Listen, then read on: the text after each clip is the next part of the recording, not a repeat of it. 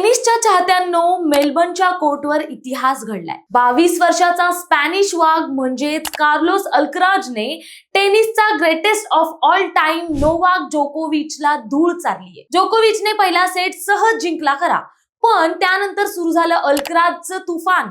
अनुभवाचा डोंगर एका बाजूला आणि अदम्य उत्साह दुसऱ्या बाजूला, असा हा सामना रंगला. 2-6 पिछाडीवर असूनही अल्कराजने सलग 3 सेट खिशात घातले आणि जोकोविचचा अपराजित राहण्याचा विक्रम मोडीत काढला. वयाच्या अवघ्या 22व्या वर्षी 4ही ग्रँड स्लॅम जिंकून त्याने दिग्गज राफेल नदाललाही मागे टाकले. इतकंच नव्हे तर 4ही ग्रँड स्लॅम विजेतेपद जिंकणारा तो जगातील सर्वात तरुण खेळाडू ठरलाय. हे केवळ एक विजेतेपद नाही, तर टेनिस जगतातल्या किंगची बदललेली ओळख आहे. जोकोविचचं 25वं ग्रँड स्लॅम जिंकण्याचं स्वप्न अल्कराजच्या चपळाई समोर धुळीस मिळालं. मेलबर्नच्या फायनलमध्ये जोकोविच कधीच हरला नव्हता, पण अल्कराजनं त्याला हरवून दाखवलं.